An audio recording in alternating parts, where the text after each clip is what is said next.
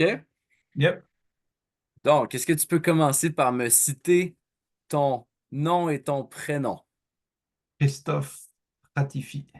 OK? Et Ouais. comment tu t'identifierais dans ta carrière actuelle comme un musicien? Quels sont tes titres professionnels? Ouais. Musicien, concertiste, pédagogue. Euh, En tant que musicien, c'est ça, là. Je veux dire, Mhm. c'est ce qui a toujours drivé ma vie. C'est les concerts de guitare, donc que ce soit en solo ou en musique de chambre, avec orchestre. Principalement de la musique classique. Après, on peut parler de musique du monde aussi, j'ai aussi touché à ça, mais euh, ça reste dans le milieu classique, on va dire ça comme ça.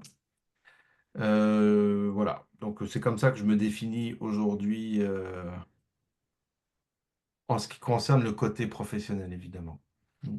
Parfait, ça.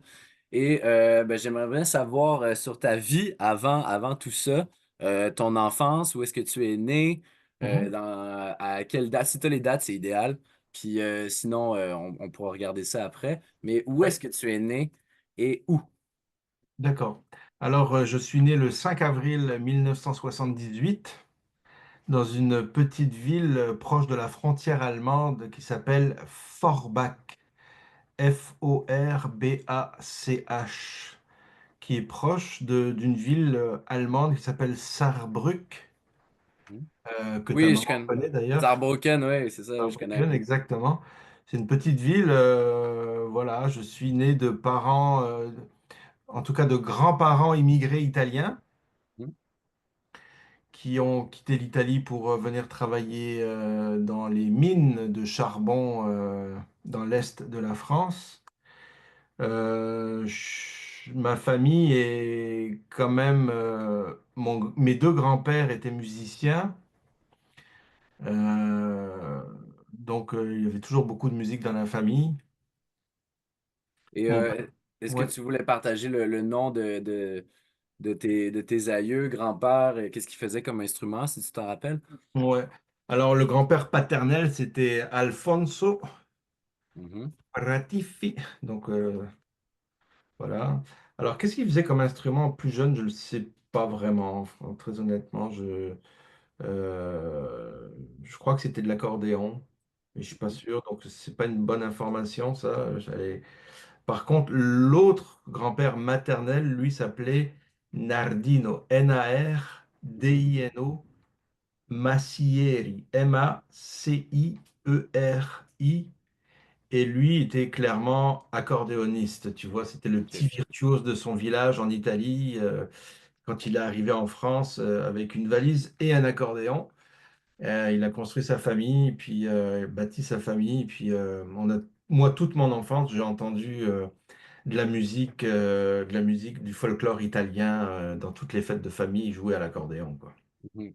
Est-ce que tu peux dire que le folklore italien, ça t'a influencé pour non seulement faire de la musique, mais aussi quand tu créais et que tu composais? Oui, oui, complètement. En fait, qu'est-ce qui influence dans la musique, c'est à quel point la musique te touche. Mhm. Ouais, si t'es, surtout quand tu es enfant et que tu vois que, euh, il y a un intérêt de tout le monde d'écouter ça, et puis ça crée des beaux moments, tu vois. Et quand j'y repensé après avec le temps, en grandissant, c'est sûr que ça c'est resté en moi, et puis ça m'a nourri. Je suis convaincu de ça, ça m'a nourri très tôt, en fin de compte, la musique du grand-père, mais du père aussi, parce que le père aussi, mon père a fait de la musique toute sa vie.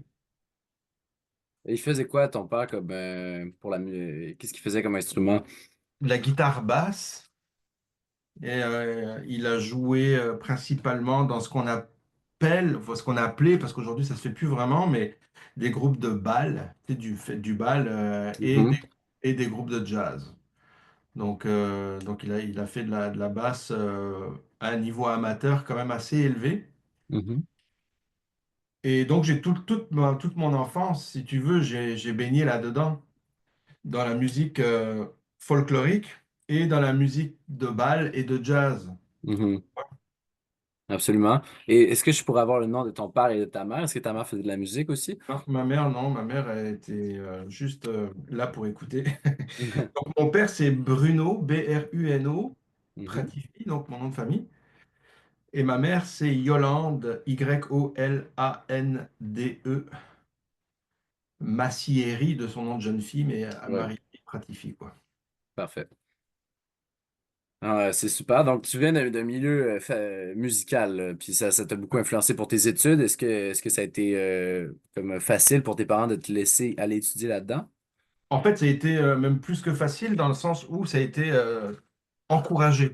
OK. Mon père a toujours, je pense, vu que lui, il a fait une carrière d'enseignant, mais pas du tout en musique. Là, il a été enseignant en électrotechnique. Enfin, je veux dire, il a pas pu vraiment faire une carrière professionnelle et il s'attendait certainement à ce que moi j'en fasse une. Donc, j'étais un peu la fierté de la famille, si tu veux, là, tu vois, le fait de Mhm. faire de la musique.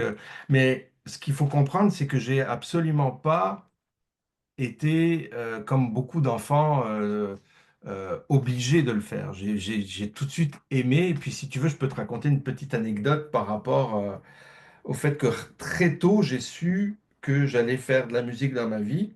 Oui. Je devais avoir quelque chose comme 6 ou 7 ans.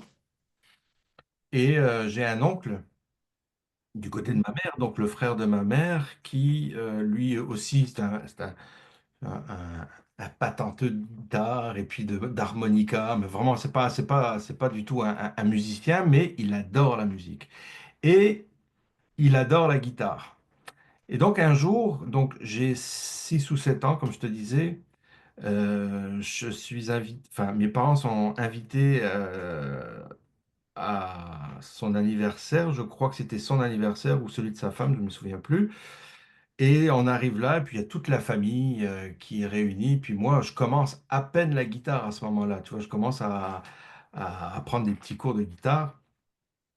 Et là, il me dit, Christophe, j'aimerais te faire écouter quelque chose.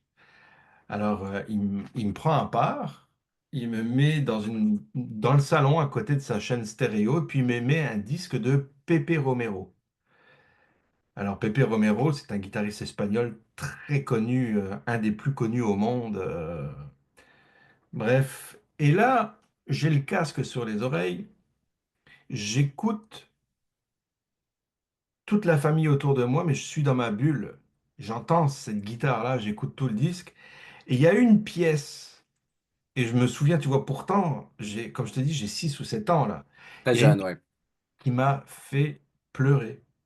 Je pleure, je suis tellement touché par le son de cet instrument, par la beauté de comment c'est interprété, comment c'est joué. Et pourtant, tu sais, quand tu as 6 ou 7 ans, tu n'es pas censé avoir cette réception-là. Et pourtant, je me souviens avoir eu vraiment des sanglots et puis pleurer tellement que c'était beau. Et j'ai très rapidement su. Peut-être pour faire un peu comme mon père au départ, parce que je le voyais avec sa guitare basse, donc je voulais jouer un instrument à cordes, mais j'ai très rapidement su que je voulais être guitariste dans la vie. Voilà. Hmm. Donc la question ne s'est jamais posée, autrement dit, du moment où j'étais à l'école primaire, ensuite au secondaire, quand on me demandait qu'est-ce que tu vas vouloir faire quand tu seras grand, eh ben, la question, je me suis jamais posé d'autres questions que celle-là, c'est-à-dire je vais être musicien professionnel, guitariste. Ah, Voilà. c'est une belle histoire, ça. Mhm. Puis si jamais ça devient encore des petites anecdotes comme ça fait juste rendre le document encore plus riche, donc c'est parfait. Puis est-ce Mhm. que tu te rappelles le nom de cette pièce-là? Oui, tout à fait. Bah, ah oui, alors j'ai voulu rapidement j'ai voulu la jouer, mais j'étais pas capable parce que c'était trop difficile. En fait, il y en a deux, mais celle-là particulièrement, c'est une mazurka de Tárrega, Francisco Tárrega, qui s'appelle Marietta, Marieta. Marietta. Yep. Et il y a Parfait. aussi le fameux Recuerdos de la Alhambra. Je vais noter ça. Ça, c'est vraiment deux pièces qui m'ont littéralement transporté étant enfant et qui m'ont donné. C'est drôle, hein? c'est drôle à dire, qui m'ont donné vraiment le goût de consacrer mon existence à la musique et à la guitare. Hmm. Voilà. Et tu vois, pour te donner une autre petite anecdote par rapport à ça, je ne sais pas si ça va être pertinent, mais en tous les cas, c'est quand même drôle parce que juste avant la pandémie, Pepe Romero, donc, donne un concert à Montréal, à la salle Bourgie. Et là, je dis, bon, il commence à être vieux quand même, faut pas que je le manque. Et je suis allé à Montréal pour aller l'écouter. C'était la Société de guitare de Montréal qui organisait le concert. Et après le concert, évidemment, puisque je connais tout le monde là-bas, je leur dis, il faut que j'aille voir Pépé Roméo, il faut que j'aille lui parler. Mhm. Et là, je lui raconte cette histoire-là, là. Ouais, Je lui raconte l'histoire de quand j'étais petit, c'est lui que j'avais sur les oreilles, et puis voilà où j'en suis aujourd'hui. Puis, bref, pour lui, ça a été très émouvant, tu comprends, de c'est savoir ça. que. Parce que quand tu es un artiste, tu changes des vies. Tu vois, tu changes des vies bien souvent, très souvent positivement. Et puis là, ça a été le cas avec lui, quoi. Mhm. Ah, ben, c'est intéressant ça. Mhm. Je vais sûrement le noter assurément. Puis ça me mène à ma prochaine question. Est-ce que tu as appris vu que ton père, il connaissait un peu la musique, est-ce que tu as eu des notions théoriques, le solfège, tu as appris ça très jeune peut-être, sûrement? Tout à fait. Très tôt, en fait, j'ai été à l'école de musique. Mon premier professeur, ça s'appelle, il est encore vivant, Gilles Amblard, Amblard.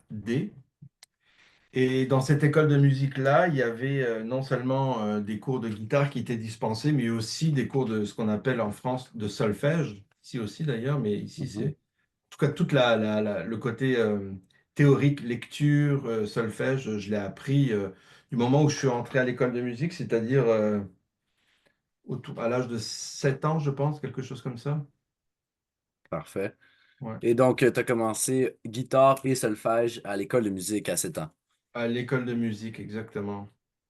Dans une petite école de musique proche de ma ville de naissance qui s'appelle Merlebach. Merlebach. Mm. Melbach. Ouais. Donc, tu as un peu des origines franco-allemandes, en fait, quand dans ton coin, là, c'est l'Europe de l'Est, là, un peu quasiment. Ah, c'est pas Europe de l'Est, mais c'est l'Est de la France. Ouais, l'Est de la France, ouais. Oh, oui, on est vraiment à l'Est. Oui, tout à fait. Bach, en fait, c'est un ruisseau. Et puis, il y a plein de villes. C'est quelque chose, Bach, là, tu vois. Et puis, oui, tout à fait. Mais cette partie de la France a appartenu avant à l'Allemagne. Mhm, Et ensuite, a appartenu à la France, tu vois. Donc, il y a vraiment, même les gens, quand ils parlent, ils ont un accent très prononcé allemand, tu vois. mhm. Donc, ce que je trouve pas beau, entre parenthèses. Un peu comme les Alsaciens, un peu, là, c'est ça, Ouais, là? ouais, C'est le même exact, principe, ouais. ouais, c'est ça. Ok, je comprends. Exactement, ouais, tout à fait. Je comprends. Donc voilà, et puis j'ai passé attends voir, de 7 ans à 11 ans, j'ai passé dans cette école de musique. Et ensuite, je suis allé dans une plus grande ville, au conservatoire. Là, c'était une école de musique, mais ensuite, j'ai switché pour aller au conservatoire parce que je voulais continuer et puis faire mieux, faire plus, tu vois, pas rester toujours dans cette école de musique-là. Donc, je suis allé dans la plus grande ville, dans une ville qui s'appelle Metz, Metz. Oui. Voilà, donc à 11 ans, je suis rentré au conservatoire dans la Conservatoire de Metz. de Metz, exactement. À l'époque, ça s'appelait comme ça. Maintenant, ça s'appelle autrement. Là, ça s'appelle. Comment ça s'appelle? Ils arrêtent pas de changer leur nom en France. Moi, ça fait 20 ans que je suis là, donc je n'ai pas suivi les actualités. Mais c'est parce qu'il va falloir, ça, je pense que tu le notes, j'imagine, anciennement conservatoire, mais je vais te le dire. Attends, deux secondes, hein.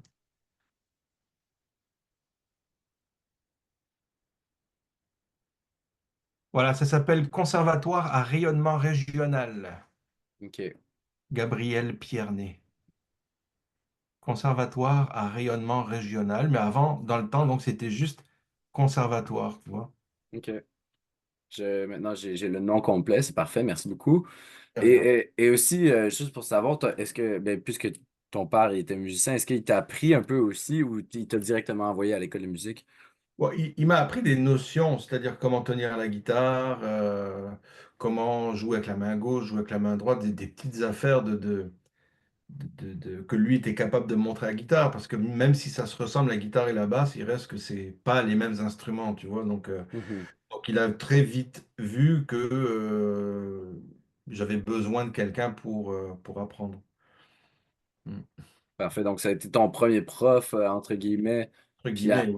et Oui, oui, après ton prof un peu plus sérieux, Gilles Amblard. OK, je vois. exactement. Ouais, ouais, tout à fait. Et il y avait une raison pourquoi tu bougeais au conservatoire, c'était juste parce que tu voulais pousser tes études? Exactement. Ouais, tu sais, moi, quand tu es jeune comme ça, t'es un suiveux, quoi, hein. On te dit, fais l'école de musique. Ensuite, mon père m'a dit, bon, l'école de musique, c'est pas assez. Si tu veux aller plus loin, il faut aller au conservatoire. Mhm. Quelque part, je dis oui et amen, tu sais. Ouais, c'est ça. On te le dit, tu le fais, hein. T'es un enfant et puis c'est tout. Donc, je l'ai fait. Puis, je suis rentré dans la classe de James Zura en 1991 ou 92. Tu veux que je vérifie cette information? Est-ce que Oui, c'est un... si tu es capable, ou au pire, tu peux me l'envoyer après aussi si jamais, si tu as les dates. James Jura, je le note. Zura, Z- S-Z-U-R-A. OK, Alors, qui est lui aussi guitariste classique et guitariste de jazz. Voilà, il a les deux titres. Mais je crois que c'est 1991, Olivier. Ouais, parfait, ouais, j'avais 13 ans, donc c'est ça. parfait. Parfait. Et, euh, et si on parle plus de ton enfance en général, est-ce que tu estimes avoir eu une enfance plutôt agréable? Comment c'était à la maison? Comment c'était à l'école? Si tu as juste une petite Ouais, photo globale. ouais. Ben écoute, à l'école, j'ai toujours été un étudiant, un élève, je pense, dans la stricte moyenne. Ce qui ressortait souvent de la part des profs, c'était Christophe a beaucoup de capacités, mais ne les exploite pas assez. Et je les exploitais pas assez parce que je faisais trop de guitare. Mhm, Tu comprends? Je sais pas, j'étais comme tellement omnubilé par l'instrument, par la guitare, que j'y pensais. Je me souviens, hein, une autre anecdote, c'était en plein hiver. Là, j'étais à l'école primaire et mhm, je, je pratiquais une pièce à la maison. Et puis, arrivé, bon, donc j'étais en train d'étudier une pièce. Mais quand j'étais à l'école, je continuais de penser à cette pièce-là, tu vois. mhm, Et, et, euh, je me souviens que cette journée-là, il faisait pas beau, là, il pleuvait, il y avait de la neige. Et je pensais tellement à la pièce que quand la cloche a sonné, j'ai mis mon manteau, j'ai couru à la maison parce que l'école était à 500-600 mètres de la maison. J'ai couru, je suis arrivé chez nous, j'ai ouvert la porte, j'ai pas enlevé mes bottes, j'ai pas enlevé mon manteau, j'ai juste enlevé mes mitaines. J'ai pris la guitare et je voulais voir si ce que je pensais, ça allait se faire à la guitare. Parce que dans mon cours de je sais plus quoi. Comme je te dis, je devais avoir 9 ans, 8 9 ans. Et je pensais tellement à une pièce que j'étais en train de pratiquer que j'étais convaincu que j'avais trouvé une solution à mon problème. mhm. Donc j'ai couru, ma mère qui me voit rentrer et courir dans ma chambre, et puis je prends la guitare et je joue, je fais oui, c'est ça. Et, et elle dit, mais Christophe, déshabille-toi, et puis t'as mis de l'eau partout, là. Tu sais, elle n'était pas contente, quoi. Mais pour te dire que j'étais tellement pris, on va dire ça comme ça, habité Mhm. que les profs souvent se plaignaient du fait que j'étais là, mais j'étais pas là, quoi. Que je pourrais mieux faire, mais ceci dit, j'ai toujours fait le strict nécessaire pour pouvoir passer et puis puis quand même faire les choses correctement, quoi. Mhm. Après, à la maison, au niveau de l'éducation, j'ai quand même eu un père qui était assez, on peut dire sévère au niveau de l'éducation, tu vois. Ça a été vraiment, il fallait que ce soit. Ouais, on peut dire ça, sévère. Restons polis. D'accord? Donc, mais quand même une éducation stricte, tu vois, au point de vue, que ce soit au point de vue comportemental, mais aussi au point de vue musical. Tu vois, dans tout ce que je faisais au niveau de la musique, il fallait que ce soit bien fait, et puis plus que bien, et encore plus que bien. Tu vois, je veux dire, Mhm. il était très exigeant. Et donc, forcément, ça pouvait créer des tensions. Tu sais, quand tu es petit, quand tu es jeune et qu'on te met de la pression déjà à ce point-là, c'est pas. Normalement, c'est pas souhaitable, tu vois, mais dans ce temps-là, tout le monde le faisait, c'était comme ça, c'était, on va dire, l'éducation à l'européenne, tu vois, un peu très rigide. Aujourd'hui, c'est plus ça. Aujourd'hui, c'est beaucoup plus cool, voire trop cool, en fin de compte, tu vois. Donc, il y a comme un juste milieu à avoir, je trouve, qu'il faudrait essayer de trouver un jour, quoi.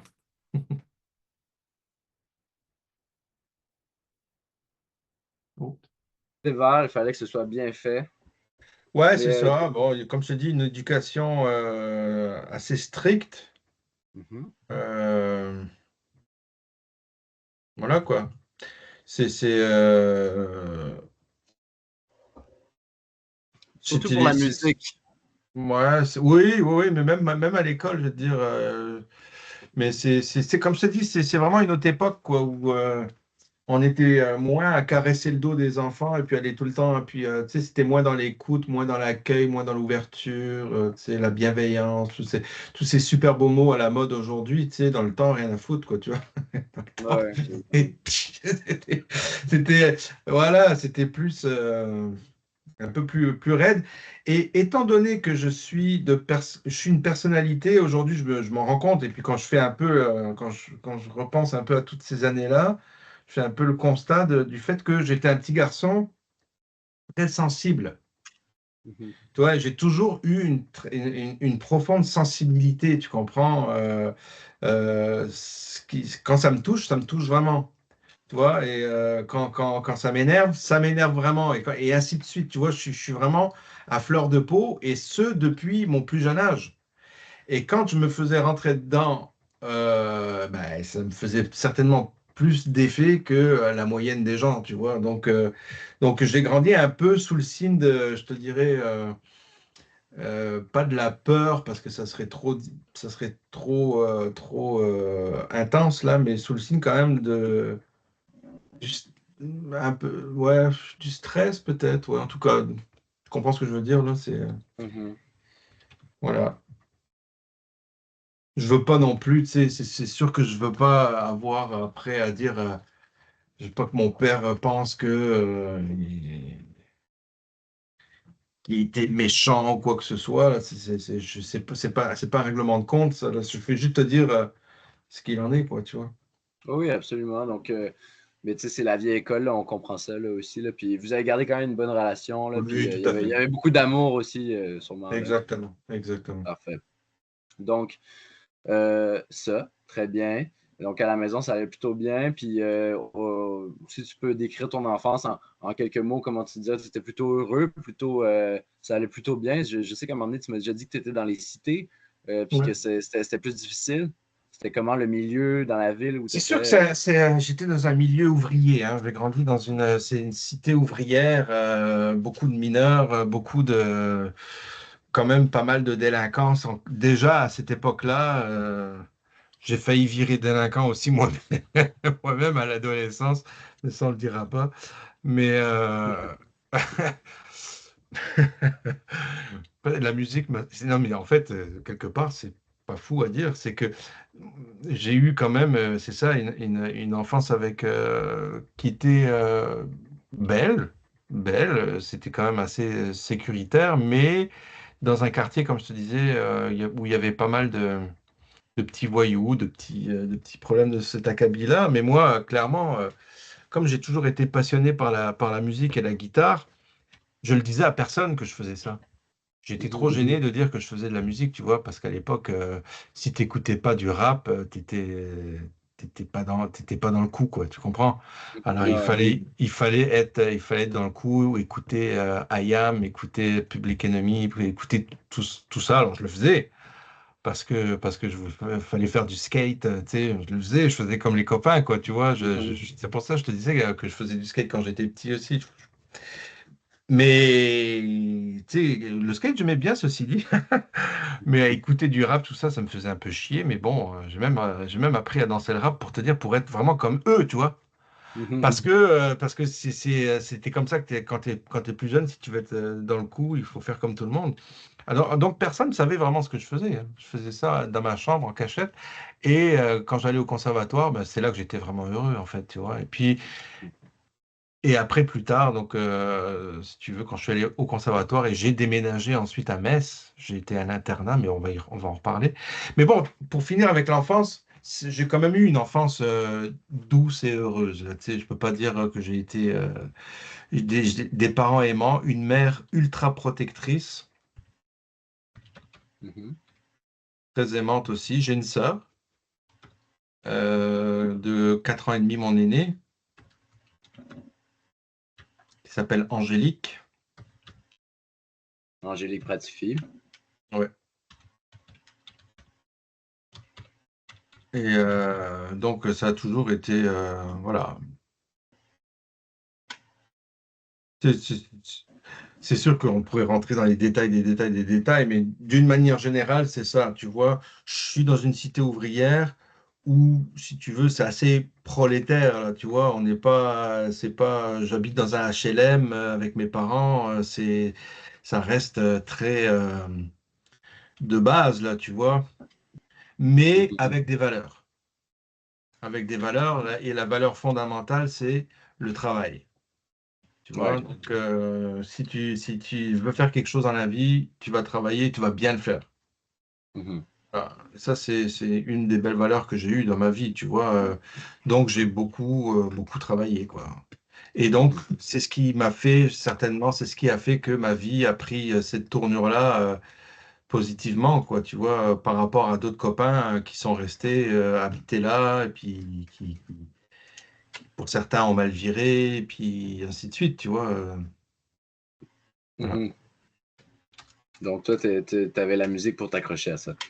Exactement. La musique, ça a été une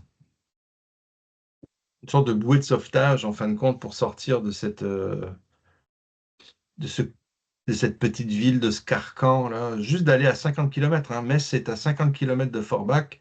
Et juste là, déjà, c'était un autre univers complètement. Mhm. Complètement. Les gens sont différents, les mentalités sont différentes. C'était totalement différent. C'est la ville aussi, la culture aussi, sûrement. Ouais, ouais, là, on était dans une grande ville, tu vois, où effectivement, il y avait de la culture. J'ai connu des profs extraordinaires au conservatoire. Tu sais, j'ai appris à, à apprécier l'art. J'ai appris, tu vois, j'ai vraiment... culturellement, pour moi, effectivement, tu as raison, ça a été un grand changement. Parce que où j'étais, là, on peut pas dire qu'il y avait une grande culture, là, tu vois. Mais bon, c'est c'est la vie, quoi.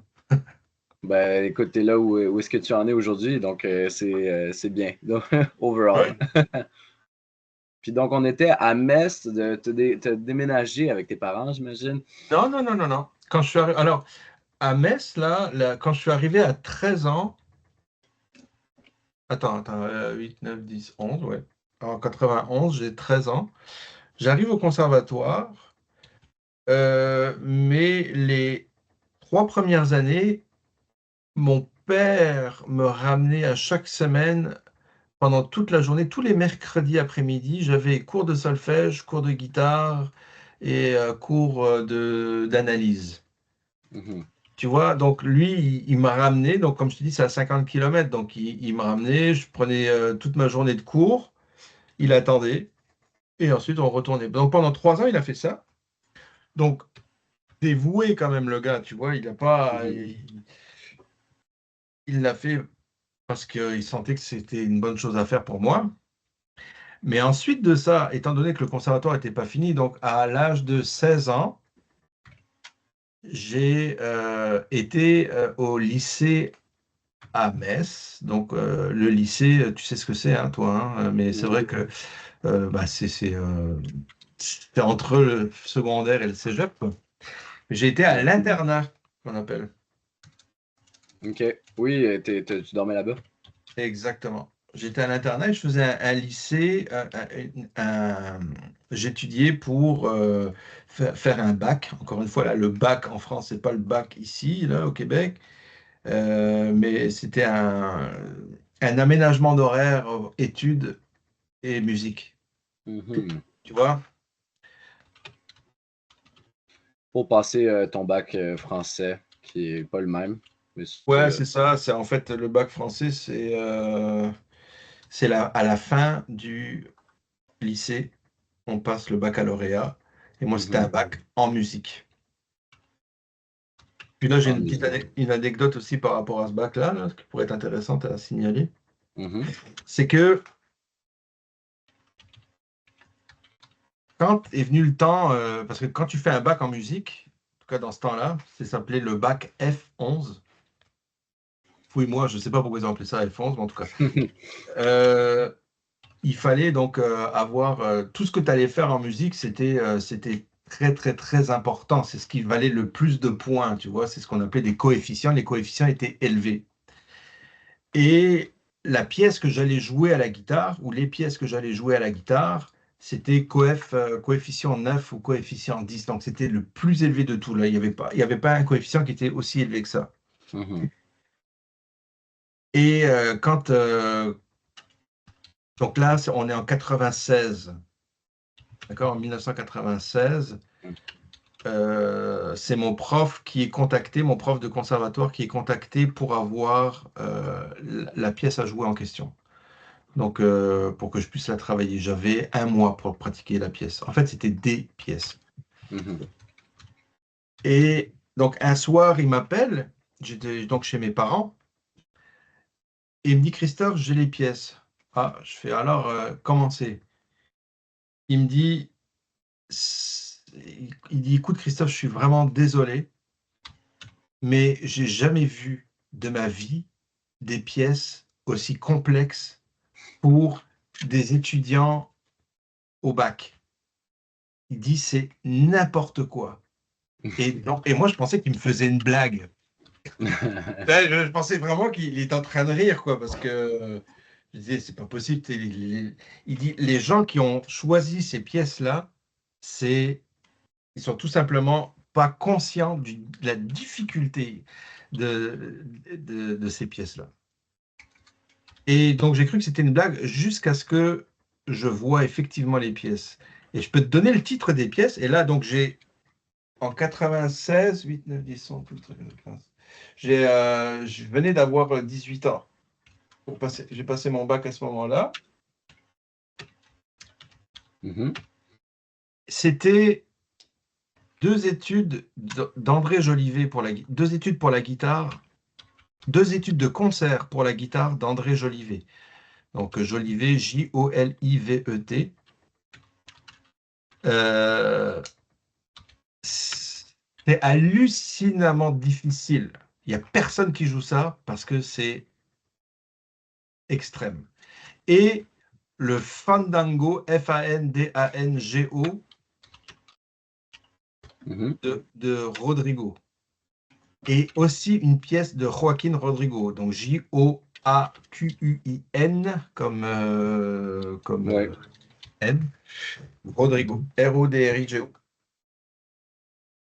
Et alors des pièces d'une complexité incroyable. Et donc j'avais un mois pour monter ces pièces-là, et ben j'avais pas le choix. Elles étaient imposées, donc il fallait les pratiquer, ce que je fis. Et le jour de l'examen, donc le jour où je joue ces pièces-là, il y avait une prof d'un conservatoire voisin conservatoire de Nancy qui était là, Nancy, le conservatoire de Nancy. Et elle me dit qu'elle avait jamais entendu un étudiant jouer ça comme ça. Donc elle a dit, pour pas te mettre 20 sur 20, je vais te mettre enfin, on va te mettre 19 sur 20. Et ça, c'était coefficient 9 ou coefficient 10. Ça fait que juste avec ça, je pouvais pocher tout le reste en fait, juste avec ça. J'allais avoir mon bac quoi, quelque part. Tu vois, moi, j'ai pas poché le reste, Mhm. heureusement, quoi. Mais ça a été ma grosse force. Mais j'ai travaillé comme un fou pour jouer ça. C'était effectivement très, très difficile. En tout cas, Mhm. voilà pour l'anecdote. Mais donc, en 94, j'atterris au lycée Faber à Metz et là, je deviens interne. Donc, pendant ces 2 années-là de lycée, je vis la vie d'interne. Et je passe donc mes semaines à Metz et puis les week-ends, je retournais à Forbach. Mhm. Ah ouais. Parfait. Donc, ça fait toute la période lycée et quand tu étais à l'interne à Metz au lycée de Faber, c'est ça? Faber, Oui, au lycée Faber. Faber. Parfait. Lycée Faber, ouais. Donc, ça, c'était vraiment tes débuts. Et une fois que tu as eu ton bac, ben, est-ce que tu as continué tes études? Est-ce que tu es allé faire une masterclass ou Ouais. un autre conservatoire? Oui. Bah, en fait, C'était quoi? C'était directement le domaine professionnel ou encore des études ou les deux en même temps? les deux, en fait. Tu sais, hein, quand en musique, tu te démarques pas tant par les diplômes que par le fait que si tu es bon, ben, si tu arrives à te faire voir, tu es bon, quoi. Tu sais, il y a bien des gens qui n'ont pas de diplôme et puis ça marche pour eux, tu vois. Donc, c'est pas forcément les études qui t'amènent à faire une carrière en musique. Donc, mais ce qui s'est passé pour moi, c'est que cette même année, donc 1996, j'avais, donc là, quand on parle de bac, ça c'était en rapport avec le lycée, l'école, mais au conservatoire, il y avait un autre diplôme que je devais passer, c'était ce qu'on appelait la médaille d'or. Et ce qu'il faut savoir aussi, c'est que quand je suis rentré au conservatoire en 91, Mhm. je fais vite mes calculs là, on m'a rapidement fait sauter, parce que je devais suivre un cursus normal, tu sais, quand tu es en première année, tu passes en deuxième, tu es en deuxième, tu passes en troisième, et ainsi de suite, tu vois.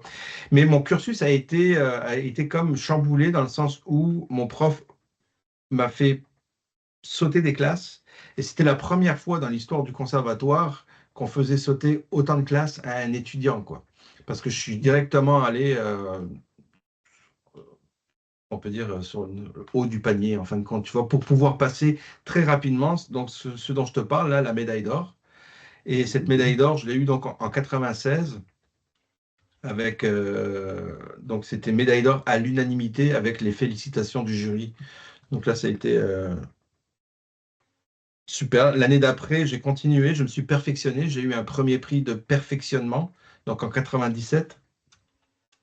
Et c'était donné par quoi ce prix de Toujours au perfectionnement? conservatoire, toujours au OK. conservatoire, parce que tu pouvais continuer après la médaille d'or, tu vois. Mhm. Et ensuite, ensuite, ça a été toujours au conservatoire, un premier prix supérieur interrégional. Donc, c'est plusieurs conservatoires, en fin de compte, c'est des étudiants de plusieurs conservatoires qui se rejoignent à un endroit en France. Et puis, c'est moi qui ai eu le premier prix. Et est-ce que tu te rappelles le nom de ce prix-là? C'est premier prix supérieur interrégional Premier prix supérieur interrégional en 1998. en 98, donc une année après. Exactement. Parfait. Et donc, après, ce qui s'est passé pour moi, c'est que là, je commence tout doucement. Mon prof, à l'époque, avait beaucoup de contacts dans des salles de concert, tout ça, et puis il commence à me faire jouer. Donc, je commence à faire des concerts. Si tu veux, mes débuts, là, c'est vraiment en 98 que ça s'est passé, là. Donc, j'ai 20 ans. J'ai 20 ans, puis je commence à faire mes petites affaires, petits concerts. Le fait d'avoir fait, par exemple, d'avoir eu un premier prix au PSIR, ça m'a fait jouer, ça m'a offert des concerts. Bref, j'ai commencé à rouler ma bosse un petit peu à ce moment-là. Et au conservatoire, j'avais connu aussi un guitariste qui s'appelle Roberto Aussel, Aussel. Mhm. C'est un guitariste argentin qui venait régulièrement donner des masterclass au conservatoire. Et lui, si tu veux, j'ai eu comme un coup de cœur pour ce guitariste, pour le musicien et puis pour la personne qu'il était. Donc j'ai voulu continuer de travailler avec ce guitariste-là. Et donc je suis allé le voir à plusieurs reprises à Nantes en 98. Alors il faut savoir que Nantes, c'est dans l'ouest de la France et Mhm. moi j'habitais dans l'est de la France. Donc ce que je faisais, ce que j'ai fait en 2000, parce que j'ai connu, donc j'ai connu Roberto non, c'était pas en 2000, pardon, excuse-moi, c'était en 99. En 99, j'allais à Nantes en train. Donc, je faisais Metz-Paris. Et dans le temps, il n'y avait pas de TGV entre Metz et Paris. Donc, ça prenait 3h30. J'arrivais à la gare de l'Est. Je dormais là, chez un copain qui habitait à Paris. Le lendemain matin, à 5h, je me réveillais. J'allais à la gare Montparnasse pour aller prendre un train. Là, c'était un TGV pour aller à Nantes. J'arrivais Mhm. à Nantes, je prenais un bus pour aller à l'université où enseignait Roberto Haussel. Je prenais mon cours, j'écoutais les autres, donc j'en avais pour toute la matinée. Et Mhm. l'après-midi, je retournais à Metz. Donc Ouais. l'après-midi, je faisais donc Nantes-Paris, gare Montparnasse, gare Montparnasse, gare de l'Est. Là, je ne restais pas à Paris. Gare de l'Est, Metz. Ah ouais. Dans C'était la même tout journée.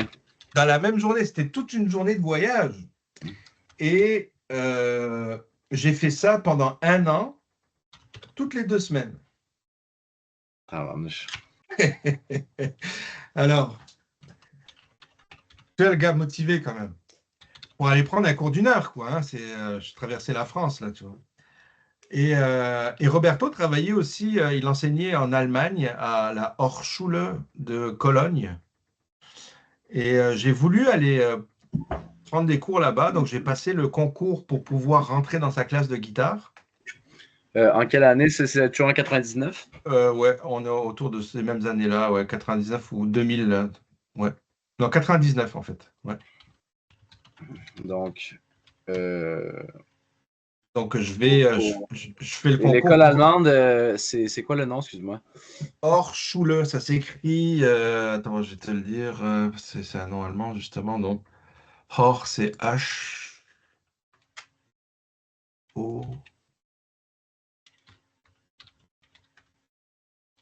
voilà. Hochschule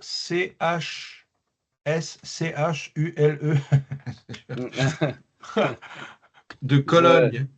parfait. Voilà, c'est ça. Hochschule Köln. H-O-C-H, donc Ouais, je l'ai. Hochschule, Ah, ah, S-C-H. je l'ai. C'est là, voilà. Et alors, le problème qui s'est passé, c'est que en Allemagne, si tu veux étudier là-bas, attends, j'étais tout petit là. Voilà. Si tu veux étudier là-bas, bah, il faut savoir parler l'allemand. Alors, j'avais pris quelques cours d'allemand. Malheureusement, mon allemand n'était pas assez bon quand j'ai passé le test, donc j'ai pas été accepté. J'ai été accepté dans la classe de guitare de Roberto Hossel. Mais j'ai pas été accepté au conservatoire, enfin à la Hochschule, parce que je parlais pas allemand. Mhm. Alors, je suis rentré brocouille, comme on dit, bredouille.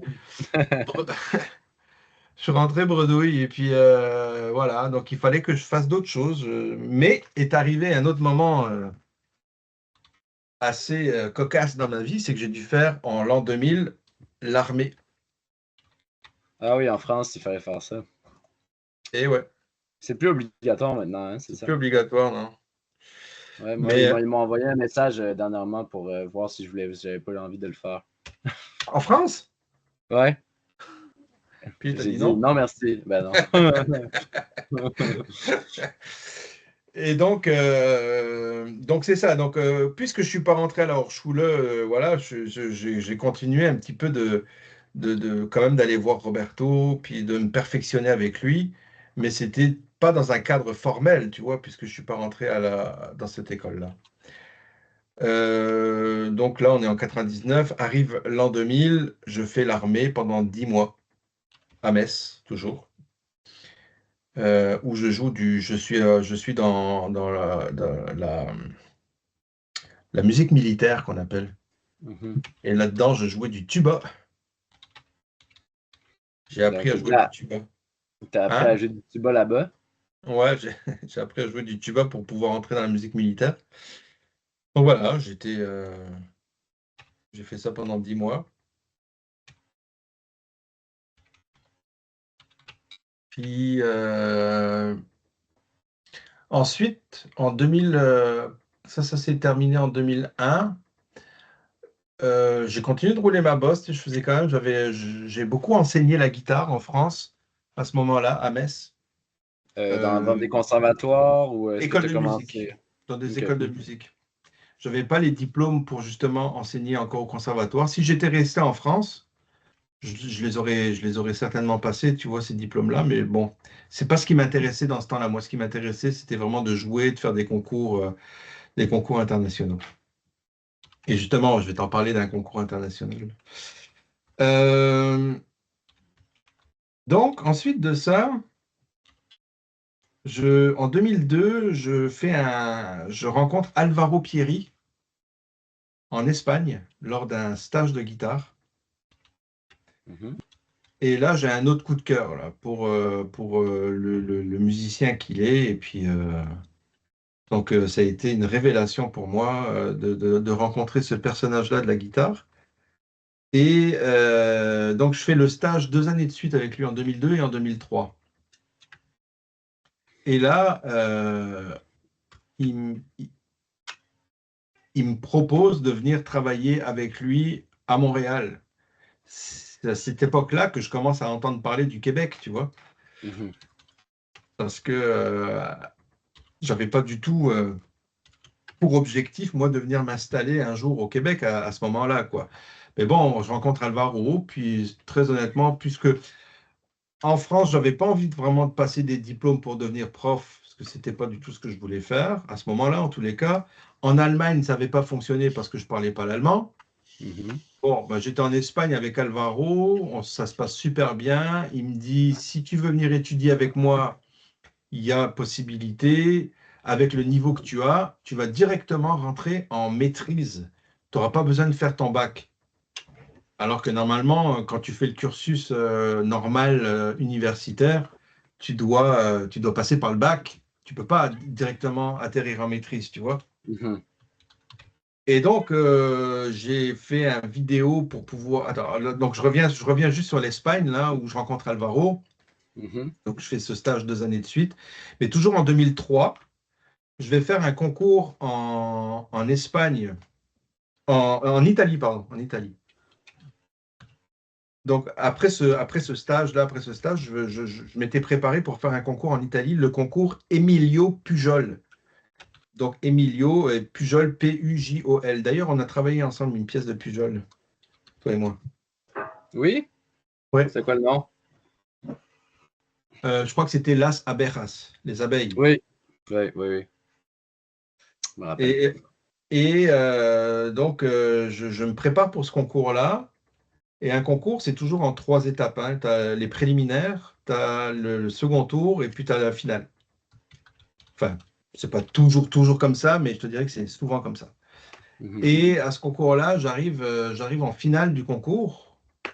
Et les principaux finalistes qui étaient avec moi, c'était Jérémy Jouve, donc Jérémy J-E-R-E-M-Y, Jouve J-O-U-V-E, Mhm. et Graham Anthony Devine. Donc Graham, c'est G-R-A-H-A-M, Anthony A-N-T-H-O-N-Y, Devine D-E-V-I-N-E. Parfait. Donc je suis en finale avec ces gars-là. Toute, toute la journée de la finale, je pratique une pièce qui était très difficile pour la mémoire, en fait.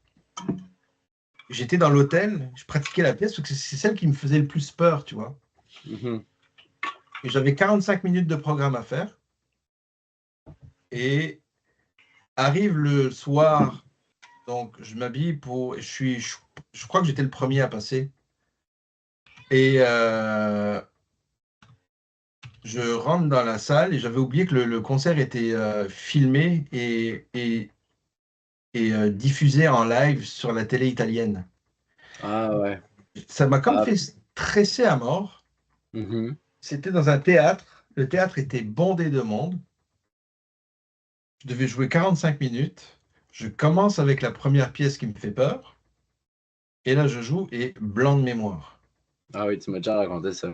C'est ça. Et je recommence blanc de mémoire. Je recommence 3 fois blanc de mémoire et j'arrive pas à terminer la pièce, tu vois.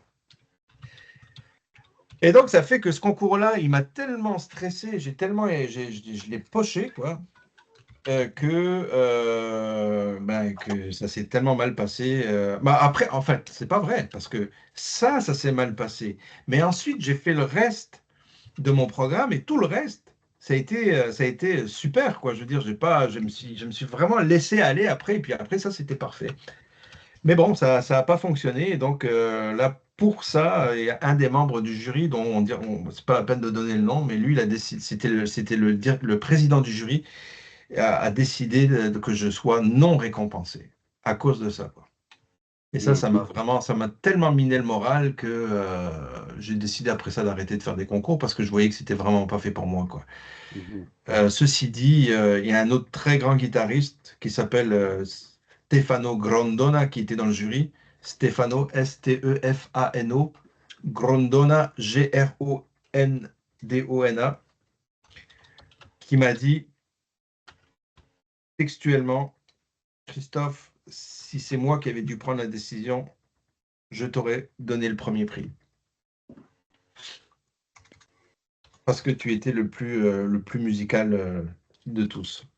Et ça m'a vraiment touché. J'ai été vraiment affecté par la décision, tu vois, de non-récompensement, là, mais bon, c'était comme ça. Après ça, j'ai décidé d'arrêter, si tu veux. Puis j'ai continué après, tu vois, toujours à faire mes concerts. Et puis j'ai voyagé quand même pas mal entre la France, donc l'Italie, l'Espagne, l'Allemagne.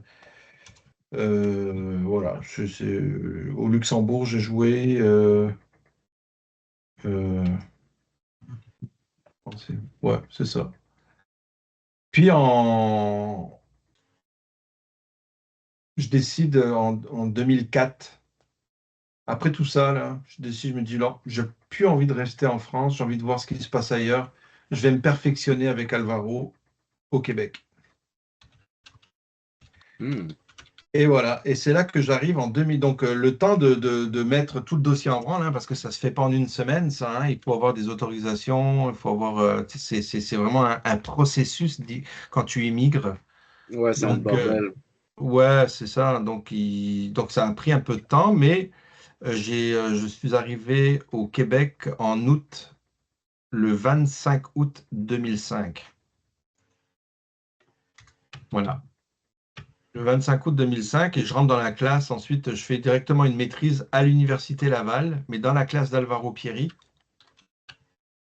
même s'il enseignait à l'UQAM en tout cas. C'est un petit peu complexe là, mais pour faire une histoire simple, à Laval, tu pouvais faire une maîtrise en interprétation. À l'UQAM, tu ne pouvais pas. Il y avait juste le bac en interprétation qui existait. D'accord? Mhm. Et moi, je voulais travailler avec Alvaro, mais donc je pouvais prendre un prof d'une université et puis l'amener dans une autre université, donc à Laval. Donc c'est ce que j'ai fait. Donc j'allais Mhm. prendre mes cours de guitare à Montréal, mais tous les autres cours, c'était à Laval. Mhm. T'as le chat qui te... Ouais, il arrête pas de monter, là, ce temps-ci. Voilà, donc Euh, j'arrive en août 2005 à Québec. Puis c'est ça, ce que je fais, c'est que je pratique, je pratique, je pratique, je pratique, je pratique, je pratique tout le temps, tout le temps, tout le temps, tout le temps. Je pense que je devais faire de la pratique à peu près 10 heures par jour pendant ce temps-là. Et j'ai une belle anecdote, justement, si tu veux que je t'en raconte une autre par rapport à ce moment-là. Parce que, mhm. donc, comme personne ne me connaissait, tu sais, moi, j'arrive là, j'arrive en maîtrise. Donc, je suis dans la classe d'Alvaro Pierri, mais quand j'étais à Québec, je prenais des cours, les cours qui se donnaient à Laval, tu comprends? Et dans les cours qui se donnaient à Laval, il y avait un cours d'ensemble de guitare Hmm. qui était dirigé par Claude Gagnon. à l'époque. Et donc, je rencontre Claude, ben, ça se passe très très bien, un type extraordinaire, gentil. Et il me donne tu sais, un ensemble de guitares. On était, je sais pas moi, on était 5, 6 ou 7 dans cet ensemble-là, tu vois. Mhm. Donc, dans un ensemble de guitares, ben, tu en as fait, hein, tu as guitare 1, guitare 2, guitare 3, guitare 4. Et Claude ne me connaît pas, donc très correct, il me donne guitare 4. Et guitare 4, c'est des blanches et des rondes, tu vois. Donc, quelque part, moi, j'ai une excellente lecture à vue, donc j'avais pas besoin de pratiquer, j'arrivais dans... Mais j'aimais ça être là. Pour moi, c'était pas grave, c'était important d'être dans le truc. Donc là, je joue, je fais mes blanches et mes rondes, et puis ça se passe super bien. Puis un jour, je vais voir Claude, mais pas tout de suite, là, je te dis, il y a 2, 3 mois qui se passent, tu vois, et puis je vais le voir, et puis je fais, Claude, est-ce que je pourrais avoir des partitions un petit peu plus difficiles, quoi, tu vois, enfin, quelque Mhm. chose qui me donne un peu de travail, quoi. Bah, il me dit, oui, oui, bien sûr, Christophe, qu'est-ce que tu voudrais faire? Moi, je fais, c'est vraiment comme vous voulez, quoi, à l'époque, je vous voyez, tu vois. Et puis, il me dit, bah, justement, je prévoyais faire un concerto de Vivaldi. Donc que j'ai arrangé, donc c'est des guitares solo, et puis t'as les autres guitaristes qui t'accompagnent, quoi. Il me fait, est-ce que tu pourrais faire le solo? Ah, je fais avec plaisir, ça me ferait vraiment plaisir. Et puis là, il avait les partitions à côté de lui, tu sais, et on devait rentrer justement dans le cours de guitare. C'était juste avant le cours. Il me dit, tu pourrais monter ça pour quand? Je regarde la partition, puis je lui dis, bah, on peut le faire tout de suite si tu veux, enfin si vous voulez, quoi. Ouais. Il me dit en lecture. Bah, on va essayer, tu sais, je lui dis on va essayer. Puis là, comme les autres, c'était des parties relativement simples, les autres pouvaient le faire en lecture. Mais moi, Mhm. c'était des doubles croches et des trucs. Ouais, ouais. Et là, il fait 3 à 4, il fait partir le bend, et puis moi, je joue, puis je pitonne et je joue la partition comme elle est là, tu vois. Et à Mhm. partir de là, je pense que j'ai eu tout le respect de Claude Gagnon. Ce qui fait que,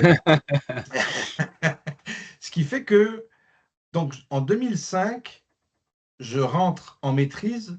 En 2007, je finis ma maîtrise. En décembre 2007, j'ai mon diplôme. Et en décembre 2007, non pas en décembre 2007, j'ai le diplôme, excuse-moi, c'est au mois de mai que je termine ma maîtrise. En mai 2007, je termine la maîtrise. Et au mois de décembre, il y a un concours qui s'ouvre au Cégep de Sainte-Foy pour devenir prof de guitare au Cégep. Et il y avait qui à cette époque-là comme prof? Il y avait Claude Gagnon, il y avait François Leclerc et David Jacques. Tu vois? Mhm. François Leclerc, on pourrait faire aussi un petit crush dessus parce que je sais que j'ai vu que tu as fait plusieurs concerts avec lui aussi. Tout à fait. Oui, oui. Ouais. On pourra parler des concerts aussi. Mhm. Ouais. Et donc, Ouais. bah, je fais le concours et puis c'est moi qui prenne comme prof, quoi, tu vois.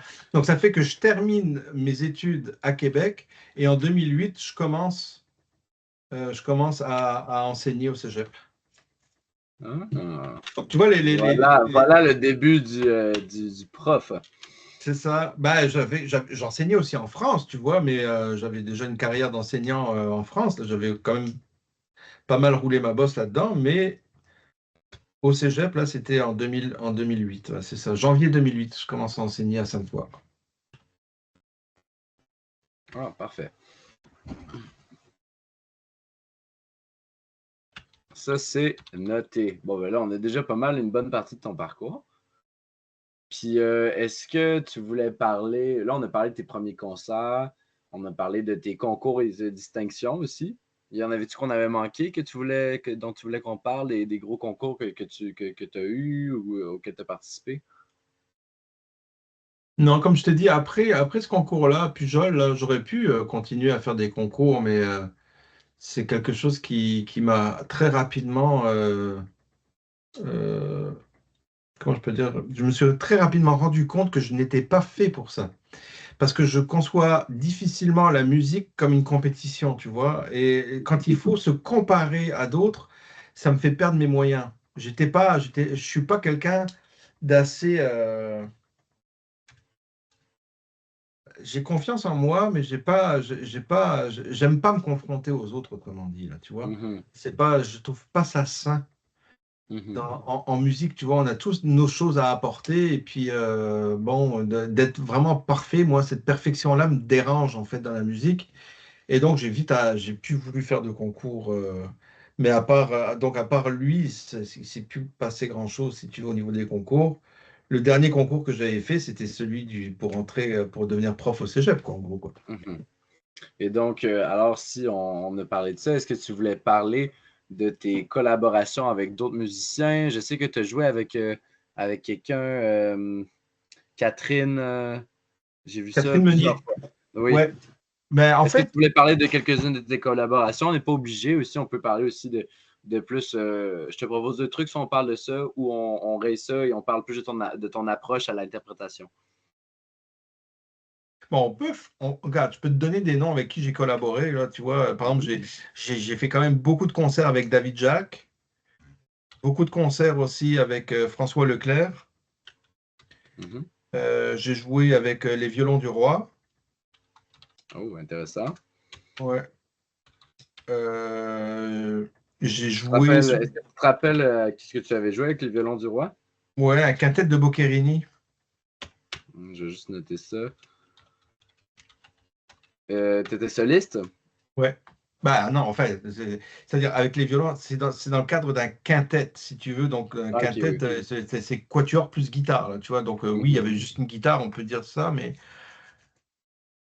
Quintette de quoi, si je peux te demander le nom? Boccherini, Boccherini.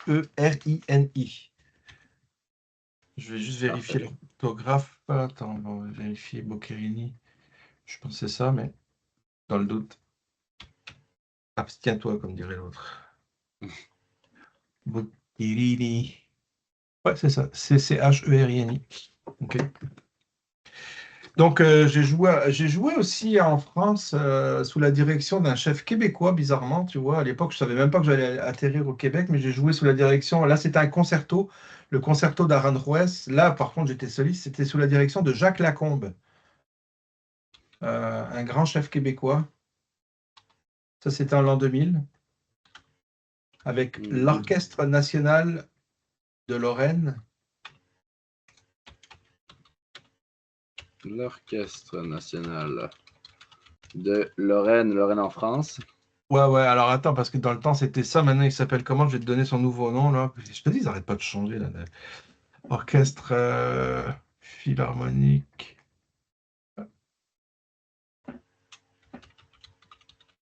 Orchestre national. Ah, c'est ça. À l'époque, ça s'appelait Orchestre philharmonique de Lorraine, mais maintenant, ça s'appelle Orchestre national de Lorraine. Parfait. Et c'était le concerto qu'on connaît bien de. Rodrigo. Oui, Le concerto d'Aranjuez. Donc, A-J-A-N. Pardon, A-R-A-N-J-U-E-Z. Aranjuez de Rodrigo. Rodrigo, sous la direction de Jacques Lacombe. Est-ce que tu veux pas partager d'autres. Ouais, D'autres bah, j'ai collaboré aussi avec. Là, j'ai été invité par le quatuor Arthur Leblanc à Québec, donc, qui est un des quatuors les plus connus au Canada. mhm. Quatuor Arthur Leblanc. J'ai été invité à jouer avec. Comment elle s'appelle déjà? Marie-Josée Laure, Marie. chanteuse québécoise. Marie-Josée Laure.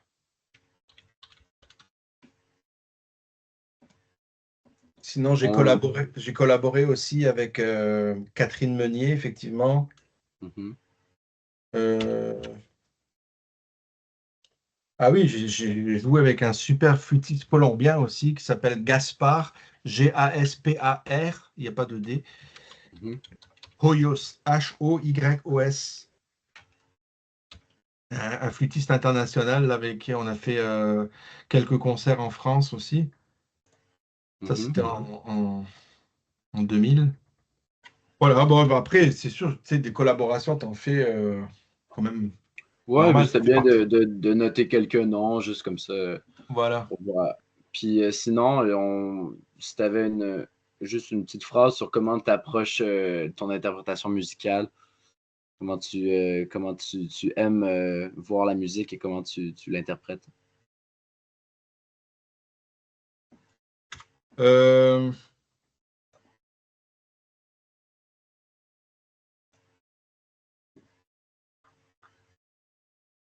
Comment je vois la musique, comment je l'interprète?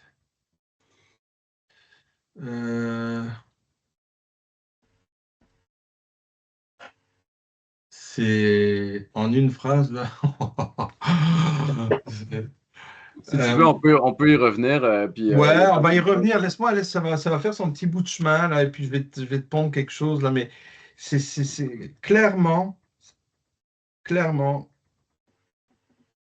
si on voit la musique d'un point de vue juste instrumental, donc moi du point de vue du guitariste là, si la musique ne me touche pas, elle sert à rien.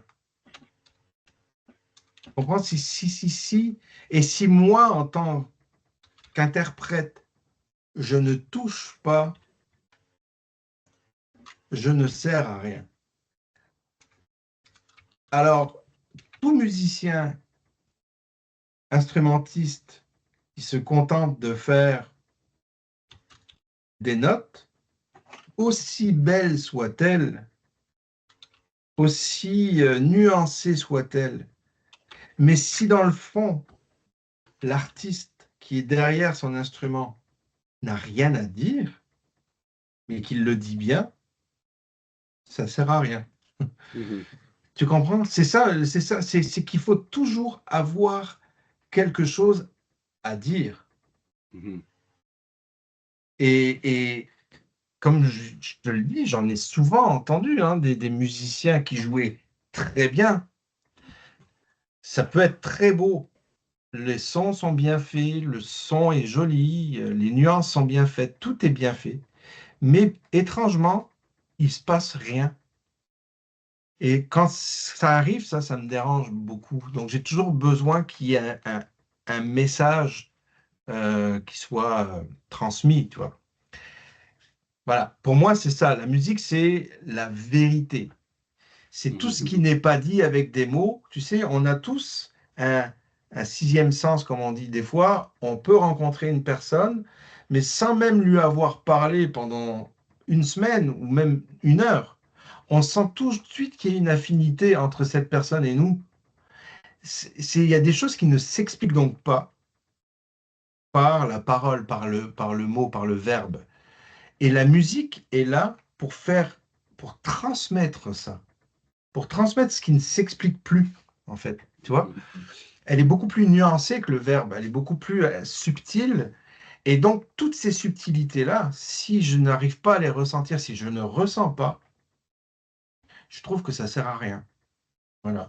Et donc, c'est en ça que je trouve très complexe d'être un musicien, parce que ça ne s'apprend pas. Tu vois? On l'a ou on l'a pas. Alors, on peut vraiment, comme je te dis, on peut apprendre à bien jouer, on peut apprendre à être un super technicien, on peut apprendre, tout peut s'apprendre, mais ça, tout comme le fait de ne pas bouger devant une personne et juste de la regarder et de sentir qu'il y a quelque chose qui se passe, ça, ça se travaille pas. C'est mhm. comme ça. OK, Voilà. très bien, c'est super ça. Puis maintenant, on peut parler un peu de ton répertoire. Est-ce que tu veux parler de tes compositions personnelles ou de tes arrangements personnels que tu as fait? Je sais que tu as quelques disques. Ouais. Ouh là là. Ouh là. On a combien de temps là? Ah, mais si tu veux mettre tes plus marquants ou ceux que tu affectionnes le plus. Ouais, bah écoute, en fait, je sais pas si c'est de la modestie de ma part, mais je me considère pas comme un compositeur, mais comme quelqu'un qui aime composer.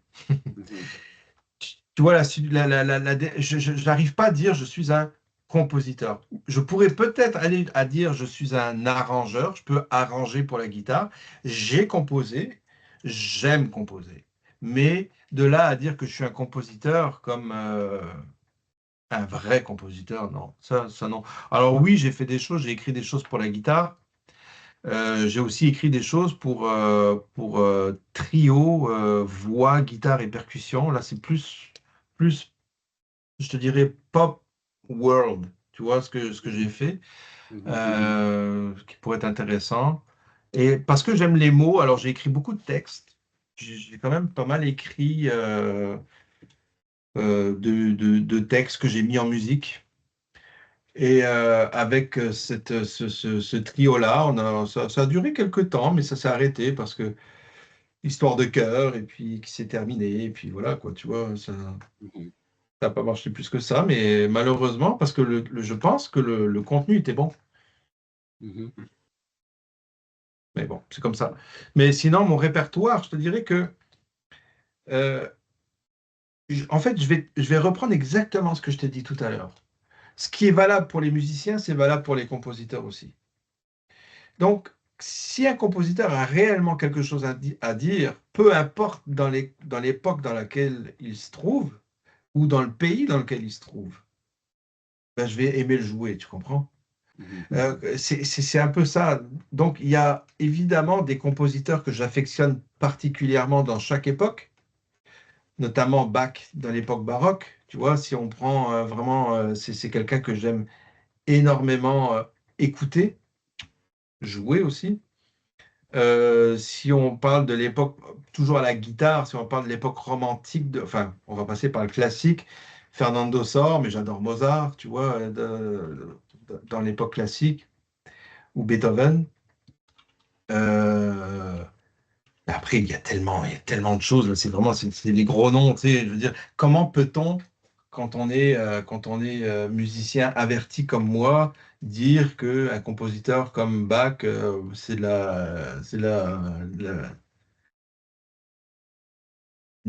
comment je pourrais dire, de la pisse, quoi, tu vois, je dirais, ouais, ça se peut comme pas, là, tu vois. Donc, j'aime beaucoup, parce que j'aime, en fait, particulièrement l'époque baroque. mhm, C'est une époque que j'affectionne, j'adore l'époque baroque, et même avant, Renaissance aussi, j'adore la Renaissance. Mais après, il y a les compositeurs pour guitare que j'adore aussi, notamment Agustín Barrios, c'est un de mes compositeurs préférés à la guitare. Voilà. Qu'est-ce que j'aime le plus jouer? Je sais pas. Franchement, j'aime quand je joue une époque différente, j'aime me plonger dans le style de l'époque. J'aime comprendre les subtilités. J'aime comprendre le message. J'aime comprendre l'époque et travailler mon jeu pour que ça reflète toutes ces subtilités-là, tu vois. Donc, peu importe l'époque, je peux pas dire que j'ai envie de me spécialiser dans quelque chose. mhm, Voilà. Tout comme quand je te dis, mais dans mes compositions, avec le trio que j'avais, j'adorais faire ça. Et pourtant, c'est mes choses et on est au 21e siècle, tu vois. Donc, mhm, c'est pas. Donc, ce que je pense, c'est que quand je fais quelque chose, j'essaie de le faire du mieux que je peux, voilà, avec les connaissances que j'ai. Et comme je trouve que mes connaissances sont toujours limitées, ben, j'ai toujours envie d'en savoir plus. Donc, j'apprends toujours plus, tu vois. mhm. Ça, ça, Et le par contre, nom Oui, vas-y, vas-y. non, non, ça, par contre, ça, je pense que si on pouvait me donner une qualité, c'est celle-là. C'est celle d'être toujours avide de connaissances. J'aime pas ne pas savoir. J'aime pas me dire que j'en sais assez, tu vois. Je veux toujours en savoir plus.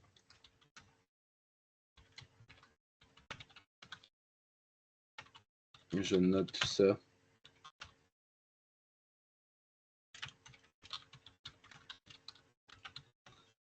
Et le nom de ton trio, est-ce que tu t'aimerais qu'on l'écrive? On n'est pas obligé, hein, tu sais, c'est pour toi là aussi, là, c'est si t'as envie, tu sais. Bah, pour l'instant, non, parce que là, j'ai de la musique que j'aimerais pouvoir éventuellement mettre sur des plateformes, tout ça. Je ne l'ai pas encore fait, mais quand ce sera fait, on pourra mettre le nom du trio, on pourra le rajouter. Tu sais, le rajouter. Mhm. C'était Cameo Trio, en fait, ça s'appelait comme ça.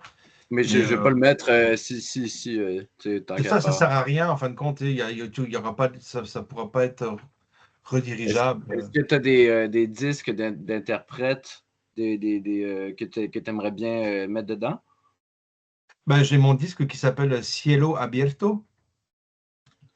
Mais lui, c'est pareil, tu vois, j'ai été con là, sur le coup-là parce que je devrais.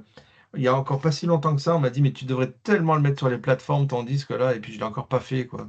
C'est Cielo vrai, Abierto. c'est vrai. Et je vais te taper sur la tête et te dire c'est vrai. Ouais, ouais, faut que je le fasse.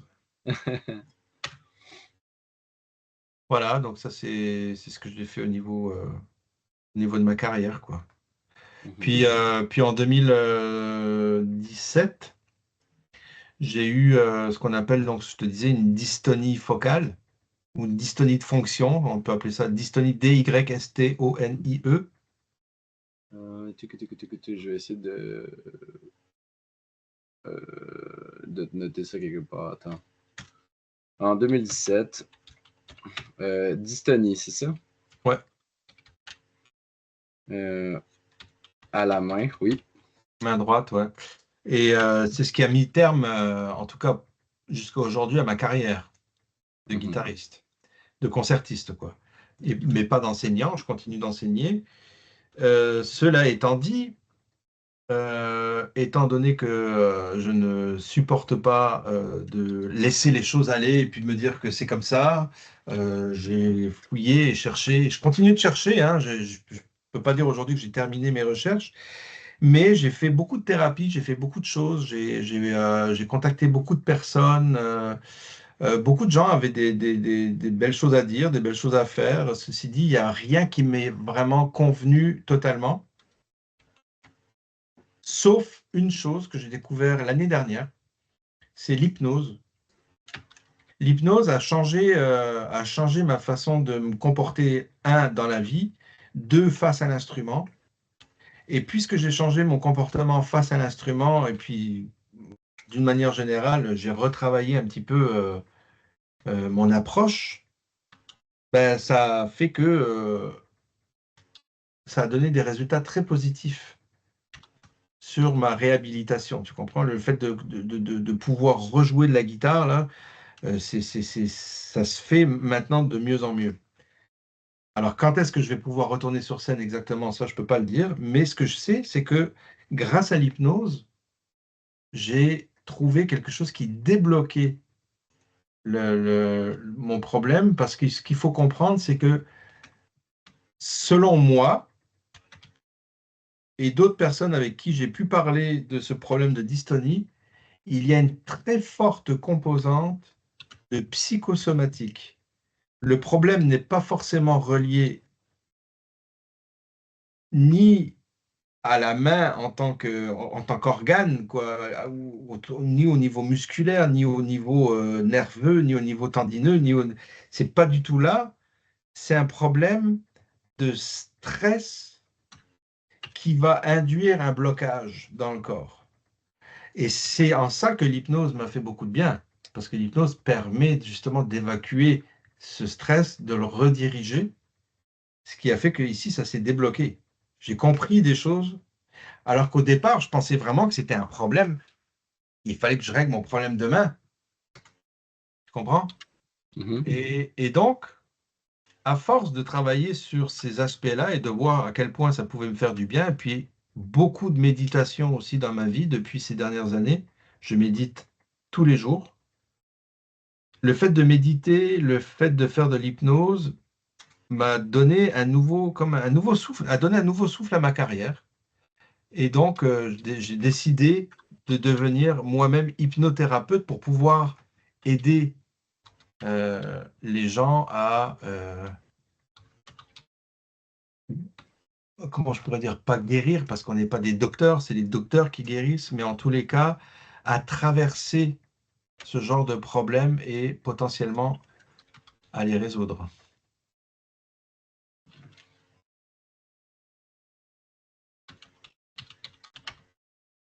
Voilà, donc, On dit hypnotiseur ou. bah, non, en France, ils disent ça, mais c'est hypnothérapeute, parce que c'est de Ok, la ouais. naturopathie, en fait, c'est de la thérapie par l'hypnose. Donc, hypnothérapeute.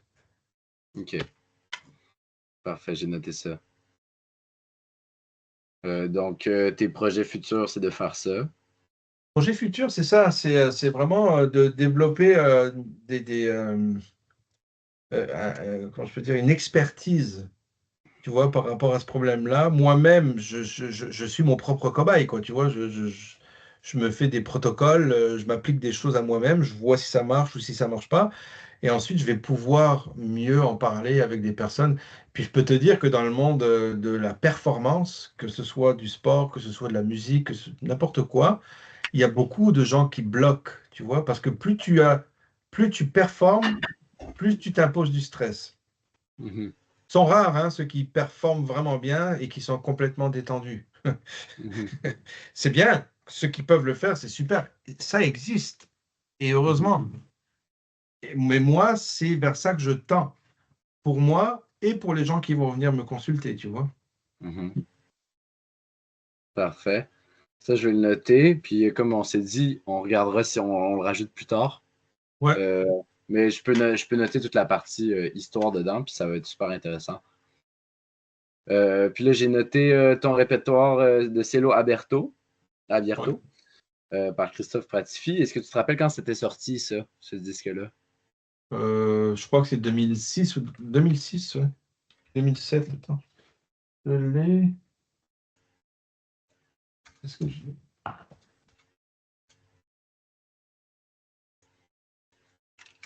Euh,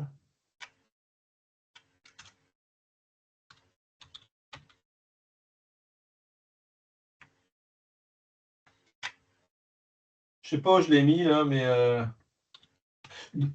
2006. Ah, il est là. Ouais.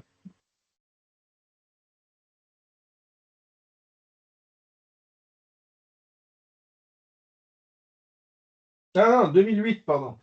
2008. Parfait. Ouais.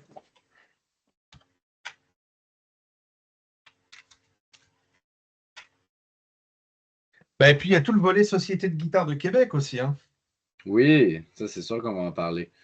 Donc, ça, je fais juste noter ça ici. Là, on était dans discographie. Euh, je voulais aussi parler, voir si tu n'avais pas produit des trucs par rapport au domaine de l'audiovisuel, dans le cinéma, pour des productions pour des contrats de films ou quoi que ce soit, tu sais, qui pourrait être intéressant à Bah, savoir. il y a des vidéos qui ont été produites par les productions Noncerto, Noncerto. Je sais pas si tu connais ça, là. C'est des vidéos de musique, en fait. Et, Mhm. Parfait, ça, je vais faire mes recherches là-dessus. Puis, et on peut parler.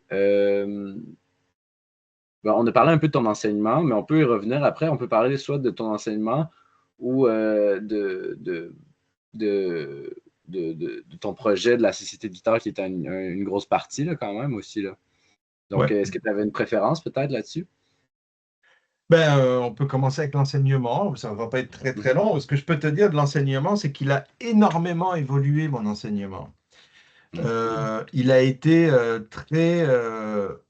au départ, en tous les cas, il a été très directif et ben, j'ai enseigné un peu comme moi-même, on m'a appris à vivre, tu vois, quand j'étais en France. Donc, fais ça et puis rien d'autre. Et puis, tu comprends, un enseignement très rigoureux, axé uniquement sur la partition, les doigts, la musique, quoi. C'est comme tout le monde pourrait enseigner, tu vois. Aujourd'hui, je vais te dire un truc, c'est que je n'enseigne plus du tout de la même manière. Tout simplement parce qu'il m'est arrivé. Donc, comme je te dis, j'ai eu du recul aujourd'hui par rapport à ça. Donc, j'ai beaucoup réfléchi à l'enseignement de la musique, mais d'une manière générale à l'enseignement.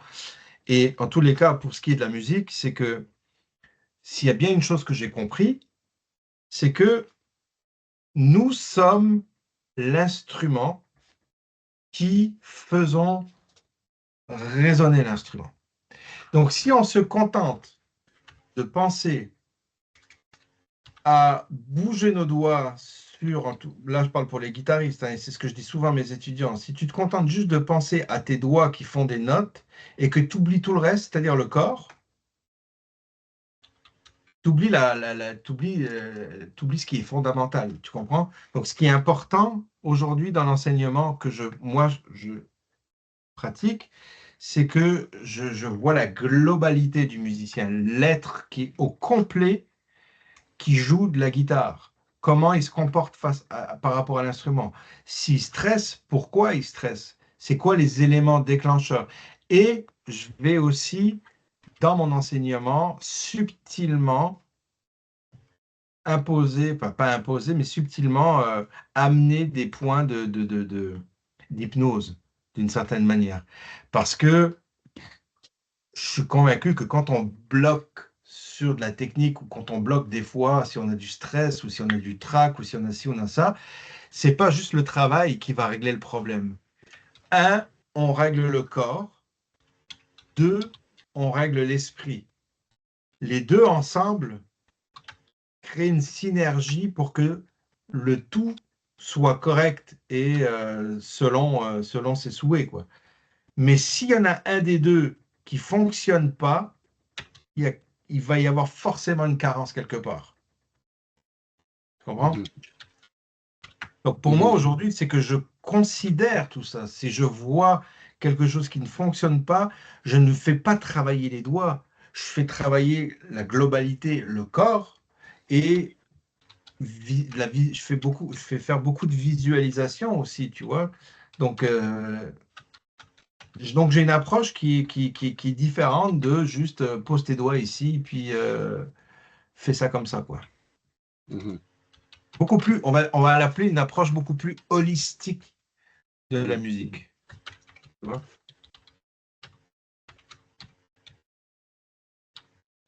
Parfait. Ça, je me note ça. Et est-ce que par rapport à ton enseignement, tu as publié des méthodes ou des ouvrages pédagogiques? Non, on me le Non? demande, on me le demande souvent d'ailleurs. Et puis, est-ce que tu as fait? Ben, un jour, je devrais, hein, mais j'ai tellement de choses à faire que ça, je l'ai pas fait. Ça, Ouais, je l'ai ben pas oui. fait. Mais en fait, tu sais, je vais te dire un autre truc, hein. C'est que si tu considères que chaque étudiant est différent, si tu considères que chaque corps est différent, si tu considères que chaque tête, ce qu'il y a dedans, en tous les cas, est différente, tu peux pas appliquer la même méthode à tous. C'est peut-être pour ça que moi, j'ai du mal à croire que grâce à un bouquin, je vais réussir à gérer tout le monde. C'est comme, pour moi, ça marche pas. Donc, je fais du cas par cas et je fais du sur-mesure pour tout le monde. Donc, je m'adapte à l'élève. J'ai pas besoin d'une méthode en particulier. Si j'ai des exercices à faire faire, je sais où aller les chercher. Si j'ai des pièces à faire jouer, je sais où aller les chercher. Il y a tellement de choses qui existent que j'ai pas besoin, si tu veux, d'une méthode ou si ce n'est par pur, comment je pourrais dire, pour gonfler mon orgueil de voir mon nom en dessous d'une méthode, mais ça, j'en ai pas besoin, quoi, tu vois. Mhm. Parfait. C'est une très bonne réponse.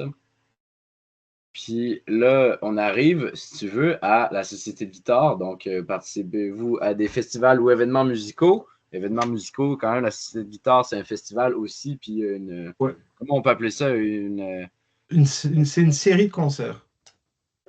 Un festival, une série de concerts, oui. Ouais, c'est ça. Ben, parce qu'un festival, c'est plus sur une période restreinte. Tu vois, un festival, ça peut durer une semaine, 3 jours, un mois maximum. Là, tu vois, ben, le festival d'été, c'est 2 semaines pour te dire, tu vois, mais c'est vraiment dans une période. Nous, c'est vraiment sur une large période. Ça commence à l'automne, ça finit à l'hiver. Une programmation, oui. Programmation, c'est ça, c'est plus une série, ouais, c'est ça. Mais alors, la société de guitare, elle a failli mourir après la pandémie Mhm. parce que Est-ce tout que, s'est. est-ce que la Société de guitare, tu es entré dedans ou elle existait déjà? Comment ça s'est passé? Elle existait déjà. En fait, quand elle a été mise sur pied justement par un des membres fondateurs, c'est Claude Gagnon, dont je t'ai parlé tout à l'heure. Mhm. Et elle a été mise sur pied en 2005. Mhm. Donc, mais à l'époque, tous les concerts se donnaient à la salle Henri Gagnon à l'Université Laval au Caso. Mhm. Et t'avais beau inviter dans ce temps-là des super guitaristes, mais vraiment on a invité du beau monde. Mais j'étais pas tout de suite dedans, moi. Je suis arrivé en 2005. Je pense que j'ai dû rentrer dans la société de guitare 2008-2009, quelque chose comme ça. Ouais, un truc dans le genre.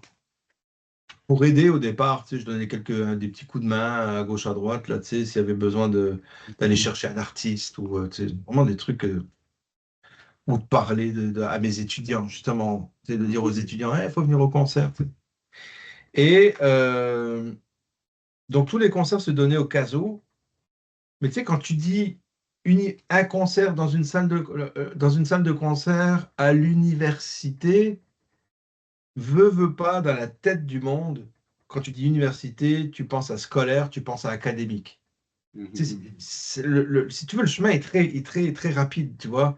Donc, moi, je pense que c'est ce qui se passait dans la tête des gens. On avait beau faire de la super, inviter des super artistes, les salles étaient quasiment vides. Parce que, bon, c'est vrai qu'on était poche au niveau de la pub, mais quand même, les gens venaient pas parce qu'on n'avait pas de crédit, si tu veux. Tu vois? Et donc, la pandémie est arrivée. Donc, jusqu'à la pandémie, on faisait nos concerts là-bas. Et après la pandémie, moi, à cette époque-là, j'étais directeur artistique. Mhm. Euh, j'ai décidé, enfin, d'abord, on voulait tout arrêter. Dire, regarde, ça sert à rien, on va pas recommencer les concerts au caso. Mais à ce moment-là, j'ai décidé, je me suis dit, non, c'est pas vrai que la guitare, ça va mourir comme ça, là. C'est pas vrai que il n'y a pas de monde pour venir écouter les concerts. C'est pas vrai qu'on n'a pas assez de guitaristes au monde là pour faire des séries de concerts extraordinaires et pour nourrir les gens, en fait, tu comprends, de guitare. Tout acabit, pas juste la guitare classique, guitare du monde, guitare jazz, guitare latine, guitare acoustique. Quand c'est beau, tu vois, quand c'est bien fait, c'est bien fait. Et donc, il faut donner de la visibilité à tout ce monde-là. Et donc, c'est à ce moment-là que j'ai décidé d'aller au Palais Montcalm. J'ai dit, Mhm. s'il y a bien une salle à Québec où on va être mieux représenté, on va avoir pignon sur rue. C'est plus des concerts d'étudiants, hein. C'est vraiment des spectacles de musique dans une salle de spectacle. On va faire ça là. Et donc, c'était un gros pari parce que on part de zéro, quoi. En fin de compte, tu vois, on n'a rien. On a quelques centaines de dollars sur notre compte en banque. Tu sais, parce que les artistes, il faut les inviter, il faut les faire venir, il faut qu'ils dorment, il faut les payer, tu sais, il faut payer la salle. Une salle, à l'époque, quand on était au Caso, on ne payait pas la salle. Mais là, il Mhm. faut qu'on paye. Donc, c'est pour ça que les prix ont augmenté aussi. Mais quand même, je me suis dit, s'il y a des entités comme les Violons du Roi, comme le Club Musical ou l'OSQ qui réussissent à attirer des gens avec une super programmation, il n'y a pas de raison que nous, on n'y arrive pas. Mhm. Le tout est de programmer les bonnes personnes, tu vois, et puis de faire de quoi de différent, pas juste la, comme je disais, pas juste la guitare classique, que ce soit très diversifié. Mhm. Et on a réussi à le faire, tu vois. Depuis 2022-23, donc depuis 2022, là, c'est la troisième saison, nos spectacles affichent toujours complet. Ah ouais, c'est génial ça. Hein. Donc, et puis donc depuis l'année dernière, je suis directeur exécutif. Là. Je suis plus juste artistique. Là, en gros, je suis directeur. Quoi. Depuis 2024, c'est ça? Ouais. 23, 2023. 2023? Ouais. Je suis directeur exécutif.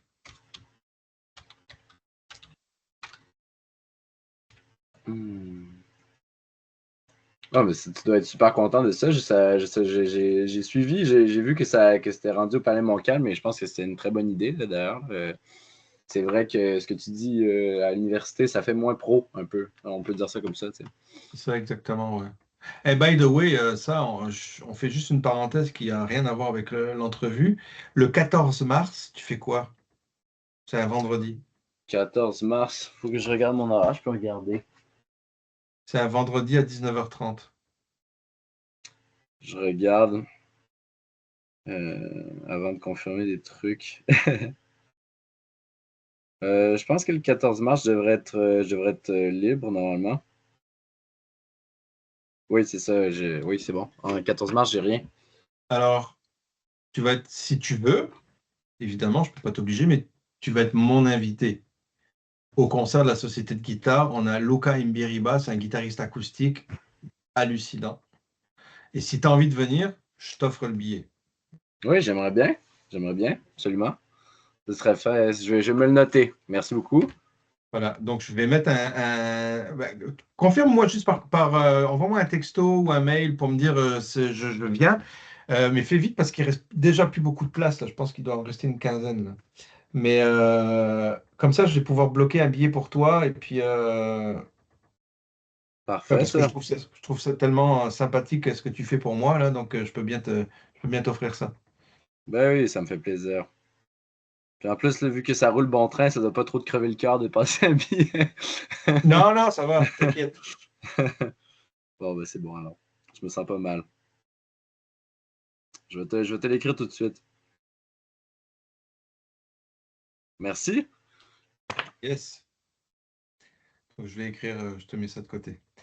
Donc voilà, donc pour la société de guitare, c'est quand même un bon coup là. Maintenant, c'est sûr que bah, avec le travail de la musique, le travail de l'hypnose, le travail de la société de guitare, je suis très occupé, quoi, tu vois. Ouais, ouais, ça fait beaucoup. L'enseignement Puis aussi. il y a l'enseignement, effectivement, puis il y a la famille, quoi, tu vois. On peut pas. Mhm. Ouais. Donc ça fait que je m'ennuie pas, quoi. Ben, c'est bien de pas s'ennuyer. Hmm. Et j'ai une dernière question.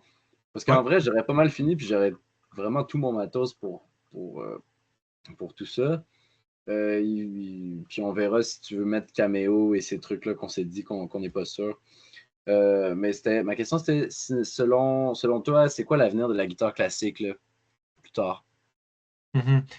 Euh, Par rapport à ça, d'une manière générale, je suis très optimiste. Je suis très optimiste parce que je suis beaucoup ce qui se passe dans les festivals, que ce soit en Europe, aux États-Unis, en Amérique du Sud. Si on regarde juste la situation québécoise, Québec, là, effectivement, c'est pas très reluisant, quoi, parce que culturellement, il manque encore, et c'est un peu pour ça que je me donne ce mandat-là à la Société de guitare. C'est aussi un mandat d'éducation, d'une certaine manière. On éduque les gens à apprécier le répertoire de la guitare, tu vois, parce que tout le monde connaît la guitare, mais personne ne connaît réellement son répertoire. Tu vois ce que je veux dire? On connaît la guitare dans... Oh, ça, je l'ai.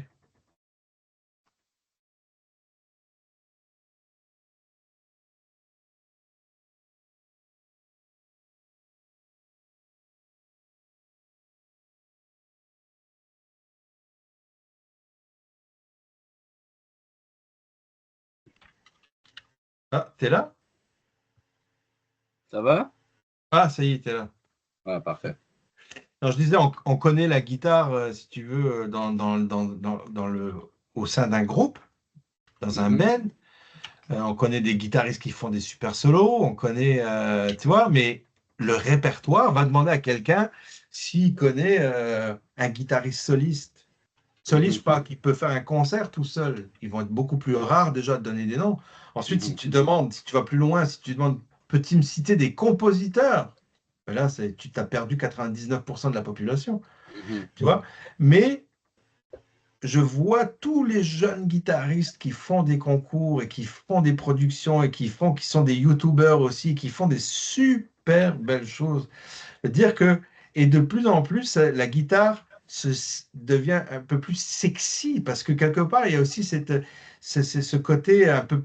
La guitare électrique, c'est cool, c'est sexy, c'est beaucoup plus. Tu sais, il y a quelque chose de plus vendeur auprès de la jeunesse. Mais de plus en plus, tu vois des jeunes gars ou des jeunes filles qui sont vraiment cool aussi, tu sais, et puis sexy, puis qui font de la guitare. Donc, il y a cette nouvelle image qui commence à tourner autour de la guitare qui peut être, je trouve, intéressante. Et puis, je disais, des super guitaristes qui existent. Vraiment, des jeunes là qui font vraiment de quoi. Et il y a des grandes écoles. La France est réputée pour avoir des super écoles de guitare. En Europe, ça marche bien, des festivals, des concours internationaux. Donc, Et puis, il y a une chose aussi qui est très importante, au-delà de tout ça, j'aime à penser que une rose, une fleur, donc, c'était déjà beau il y a 5000 ans. Et je suis convaincu que ça sera encore beau dans 5000 ans. Qu'est-ce que je veux dire par là? Que quand c'est sincère, quand c'est beau, quand c'est vrai, quand c'est fait avec naturel et beaucoup comment je pourrais dire? Oui, le mot est sincérité en fait. Quand c'est bien fait, la guitare, c'est un instrument qui est touchant. C'est un instrument qui est juste. C'est un instrument qui est vrai. C'est un instrument qui est profond. Il restera. Pourquoi? Parce que c'est la même chose que par rapport à cette rose, par rapport à une fleur, tu comprends? C'est exactement la même chose. Quand c'est beau, ça reste. Et c'est en ça que j'ai vraiment confiance. Les choses qui sont banales et futiles, même si elles sont dans le coup aujourd'hui, disparaîtront. Mais ça, jamais. Ça, jamais, parce que c'est tout simplement magnifique, quoi. Beau. Quand ça vient de toucher. Et tu sais, on a beau parler d'intelligence artificielle, ce qui est, c'est super, c'est extraordinaire, tout ce qui se passe au niveau des avancées technologiques. Oui, mais ça ne remplacera jamais l'âme humaine. Et la guitare, c'est ça, c'est l'âme humaine.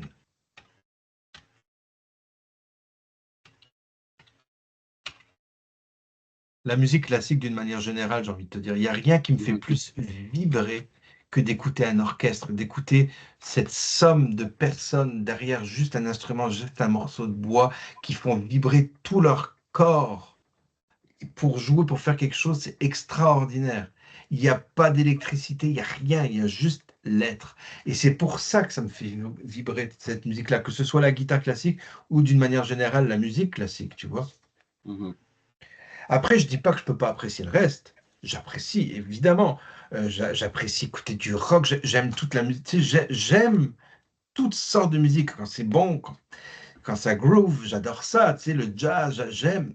Mais quelque chose qui va vraiment venir me toucher au plus profond de moi, il y a juste ça, là. Mhm. C'est ce que je te disais tout à l'heure, là. C'est ce qui va vraiment venir faire résonner mon être profond, tu comprends? Mhm. Voilà. Ben, c'est parfait, ça. Mais je pense qu'avec ça, on a du bon matos pour